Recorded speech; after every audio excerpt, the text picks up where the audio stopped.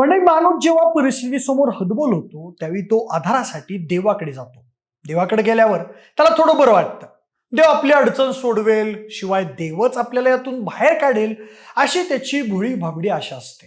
पण याच अशा भोळ्या भाबड्या आशेचं कधी अंधश्रद्धेत रूपांतर होतं हे त्या माणसालाच कळत नाही आणि तो अंधश्रद्धेकडे ओढला जातो. आणि एकदा का अंधश्रद्धा मनाला चिकटली की मग माणूस त्याचे शहाणपण गमावतो आणि काही भोंदू लोकांच्या नादी लागून आपल्या जवळच्या माणसांच्या आयुष्याची वाट लावून घेतो. म्हणजे असाच काहीसा प्रकार नागपूरमध्ये 3 वर्षांपासून सुरू होता. तिथे एका भोंदू मांत्रिकानं एका गरीब कुटुंबाच्या अंधश्रद्धेचा फायदा घेऊन त्यांची फसवणूक केली आणि त्या कुटुंबातील तब्बल 4 स्त्रियांवर पाशवी अत्याचार केले. धक्कादायक बाब म्हणजे त्यामध्ये अल्पवयीन मुलगी, तिची आई, तिची मामी व तिच्या आजीवरही नराधम मांत्रिकाने अत्याचार केले. म्हणजे नुकतंच त्या गुन्ह्याबद्दल कोर्टानं मांत्रिकाला 20 वर्षांची सश्रम कारावासाची शिक्षा सुनावली. म्हणजे हा चीड आणणारा नेमका काय गलिच्छ प्रकार आणि कशी भीती दाखवून त्या भोंदू मांत्रिकानं गरीब स्त्रियांची अब्रू लुटली त्याचीच ही सगळी गोष्ट. नमस्कार, मी प्रथमेश आणि तुम्ही पाहताय विषयच भारी.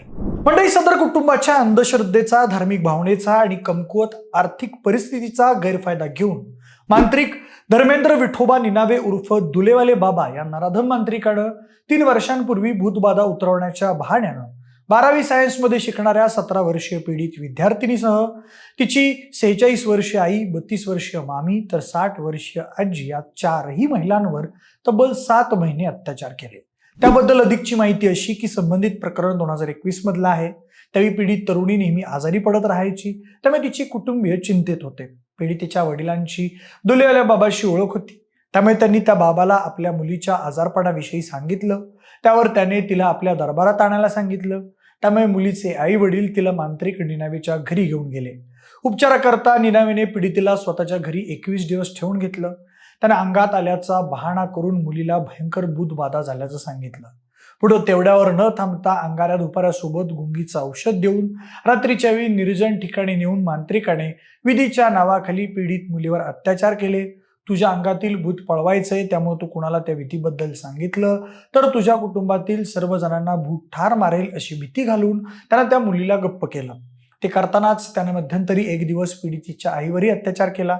तिलाही भूत ठार करेल अशी भीती दाखवून गप्प केलं. पुढे त्या नराधम मांत्रिकाची हिंमत खूप वाढली. त्याने त्या भीतीच्या पायी कधी स्वतःच्या घरी तर कधी पीडितेच्या घरी तर कधी घराबाहेर नेऊन ती दुष्कृत्य सुरू ठेवली. पुढे एका दिवशी त्यानं पूजेच्या नावाखाली त्या पीडित मुलीच्या घराच्या बाजूलाच राहणाऱ्या तिच्या मामीच्या घरी जाऊन तिच्यावरही अत्याचार केला.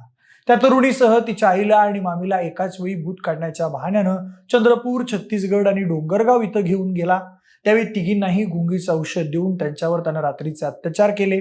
तसंच शुद्धीवर आल्यावर त्या महिलांना वेगवेगळ्या कारणानं कुटुंबातील सदस्यांच्या मृत्यूची भीती दाखवली आणि त्यांच्या भीतीचा गैरफायदा उचलला.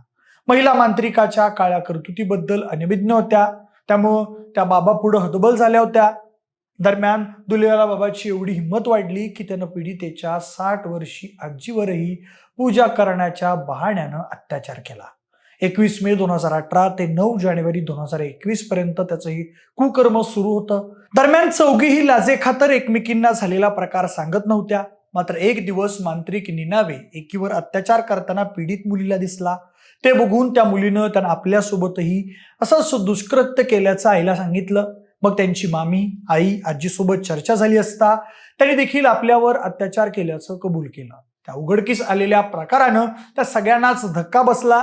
दरम्यान एवढे अत्याचार करूनही मांत्रिक निनावे त्यांना वेळोवेळी पैशासाठीही त्रास देऊ लागला होता. त्यामुळे त्या सर्व पीडितांच्या संतापाचा भडका उडला आणि त्या चौघींनी कुटुंबातील पुरुषांसोबत चर्चा करून पोलिसांकडे तक्रार करण्याचा निर्णय घेतला आणि पारडी पोलिसांनी 9 जानेवारी 2021 रोजी त्या 17 वर्षीय पीडित तरुणीच्या तक्रारीवरून दुलेवाले बाबा विरुद्ध गुन्हा नोंदवला आणि 2 दिवसानंतर त्याला अटक करण्यात आली.